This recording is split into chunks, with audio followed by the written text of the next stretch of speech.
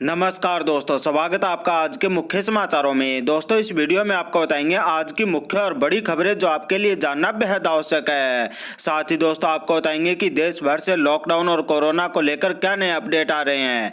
जी हां दोस्तों, आज की पहली बड़ी खबर आ रही है मोदी सरकार को लेकर। मोदी सरकार पर चला सुप्रीम कोर्ट का हथौड़ा। पीएम केयर्स फंड की जानकारी करनी होगी सार्वजनिक। पीएम केयर्स फंड के लिए स्वतंत्र ऑडिटर नियुक्त, पीएमओ मुख्यालय को बनाया गया ऑडिटर। आज की अगली बड़ी खबर में आपको बताएंगे कि बिहार विधानसभा चुनाव 2020 से पहले नीतीश कुमार ने किया सरकारी कर्मचारियों के साथ बड़ा धोखा। सचिव ने जारी किया आदेश, सभी संविदा कर्मियों की नौकरी होगी 26 जुलाई के बाद खत्म है। आज की अगली बड़ी खबर में आपको बताएंगे कि मोदी सरकार के कार्यकाल में एक और बैंक हुआ फेल। कोरोना संकट के बीच अब आरबीआई ने इस बैंक के ऊपर की सख्त कार्रवाई। ग्राहकों के पैसे खाते से निकालने से लगाई गई रोक। आज की अगली बड़ी खबर में आपको बताएंगे कि महाराष्ट्र में शिवसेना और भारतीय जनता पार्टी एक बार फिर से बड़े गठबंधन की तरफ है। महाराष्ट्र में बढ़ रहे कोरोना संक्रमण के बीच उद्धव ठाकरे और फडणवीस के बीच हुई अहम बैठक है।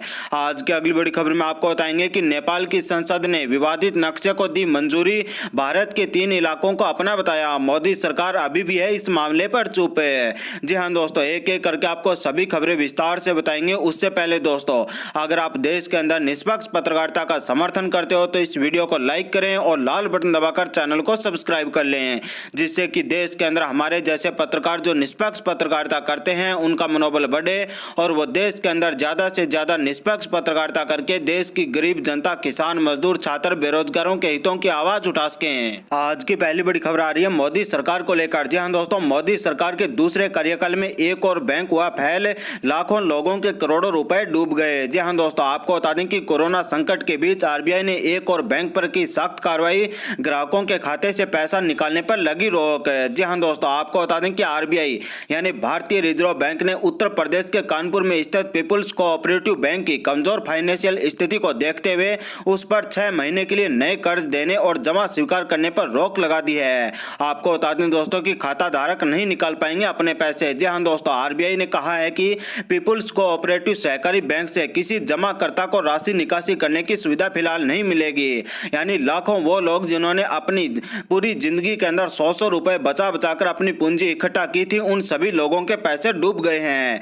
आपको बता दें दोस्तों कि पीपुल्स कोऑपरेटिव बैंक के ऊपर कई प्रकार की रोक लगाई गई है और आरबीआई की ओर से जारी बयान के अंदर कहा गया कि 10 जून 2020 को व्यवसाय बंद होने के बाद बैंक रिजर्व बैंक की लिखित अनुमति के बिना कोई नया कर्ज नहीं दे सकेगा और लोगों के जो पैसे खाते के अंदर जमा है उनको भी नहीं निकाल कर दे सकता। आपको बता दें दोस्तों कि मोदी के कार्यकाल में यह चौथा बैंक है जो फेल हो चुका है। इससे पहले यस बैंक, पंजाब और महाराष्ट्र कोऑपरेटिव बैंक और इसके अलावा कई छोटे बड़े बैंक मोदी के कार्यकाल में बंद हो चुके हैं, जबकि कई बड़ी बड़ी सहकारी कंपनियों को मोदी सरकार के द्वारा निजी हाथों में बेच दिया गया है। आज की अगली बड़ी खबर आ रही है भारत और नेपाल को लेकर। जी हां दोस्तों, नेपाल की संसद ने विवादित नक्शे को दी मंजूरी। भारत के 3 इलाकों को अपना दिखाया। मोदी सरकार अब भी इस मामले पर चुप है। भारत की पूरी दुनिया के अंदर फजीहत करवाई मोदी सरकार ने। जी हां दोस्तों, आपको बता दें कि नेपाल की संसद में विवादित नक्शे में संशोधन का प्रस्ताव पास हो गया है और नए नक्शे में भारत के तीनों हिस्से यानी काला पानी, लिपू लेक और लिपियाधुरा को शामिल किया गया है। 275 सदस्यों वाली नेपाली संसद में इस विवादित बिल के पक्ष में 258 वोट पड़े हैं।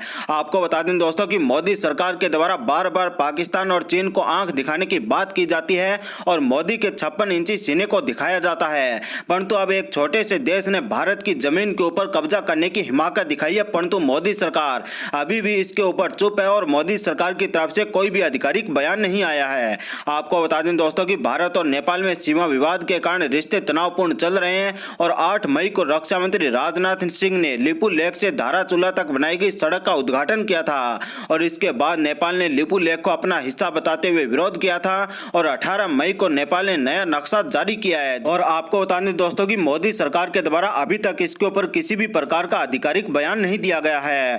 आपको बता दें दोस्तों कि नेपाल वह देश है जिनकी सभी सीमाओं की सुरक्षा भारतीय फौज के द्वारा की जाती है, परंतु मोदी सरकार के द्वारा अभी तक इस मामले के ऊपर चुप्पी साध रखी है। पता नहीं मोदी सरकार इस मामले में क्यों डर रही है, जबकि पूरे देश के अंदर जब भी चुनाव आते हैं तो पाकिस्तान और चीन का धड़ल्ले से जिक्र होता है और मोदी के 56 इंची सीने का जिक्र होता है, परंतु नेपाल जैसे एक छोटे से देश ने भारत की जमीन के ऊपर कब्जा करने की हिमाकत की है, परंतु मोदी सरकार अभी भी इस मामले में चुप है।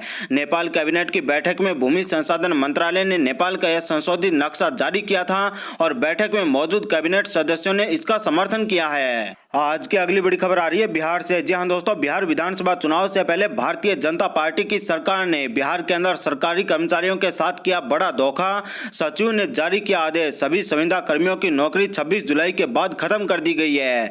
जी हां दोस्तों, आपको बता दें कि बिहार के अंदर बोर्ड में संविदा पर नियुक्त सभी पदाधिकारियों और कर्मचारियों की सेवा 26 जुलाई के बाद समाप्त कर दी जाएगी। शिक्षा विभाग के आदेश के बाद बोर्ड के सचिव प्रमोद कुमार ने इस संबंध में आदेश जारी किया है और सचिव के आदेश के अंदर कहा गया है कि सीमित में संविदा के आधार पर कार्यरत पदाधिकारियों या कर्मियों को 11 माह पहले नियोजन के बाद समय समय पर 11 माह के लिए सेवा विस्तार दिया जाता रहा है, परंतु इस बार उनको कोरोना महामारी के मंझधार में निकाल दिया गया है और अब उन लोगों का घर चलाना भी मुश्किल हो जाएगा। और यह कदम उस वक्त उठाया गया है जब पूरे देश के अंदर कोरोना जैसी महामारी फैली हुई है, लोगों के सामने रोजी रोटी का बड़ा संकट पैदा हो गया है, परंतु मोदी सरकार और इसके साथ साथ नीतीश सरकार ने यह बड़ा कदम उठाया है और संविदा कर्मियों को बाहर निकाल दिया गया है। अब उन लोगों के अपना घर चलाना भी मुश्किल हो रहा है। और साथ ही दोस्तों, आपको बता दें कि बिहार विधानसभा चुनाव से पहले यह कदम उठाया गया है। इसका खामियाजा नीतीश कुमार की सरकार को बिहार विधानसभा चुनाव 2020 में भुगतना पड़ सकता है। आज की अगली बड़ी खबर आ रही है महाराष्ट्र से। जी हां दोस्तों, महाराष्ट्र के अंदर शिवसेना और भारतीय जनता पार्टी एक बार फिर से बढ़ रहे हैं गठबंधन की तरफ है। महाराष्ट्र में बढ़ रहे कोरोना संक्रमण के बीच उद्धव ठाकरे और फडणवीस के बीच हुई अहम बैठक है। जी हां दोस्तों, आपको बता दें कि देश में महाराष्ट्र कोरोना के कारण सबसे ज्यादा प्रभावित राज्य है और महाराष्ट्र में कोरोना के संक्रमित मरीजों का आंकड़ा 1 लाख के पार हो चुका है। और इसी बीच महाराष्ट्र के मुख्यमंत्री उद्धव ठाकरे और विपक्ष के नेता देवेंद्र फडणवीस के बीच एक अहम बैठक हुई है और इससे लोगों के द्वारा एक कयास लगाए जा रहे हैं कि हो सकता है कि महाराष्ट्र में शिवसेना और भारतीय जनता पार्टी का एक बार फिर से गठबंधन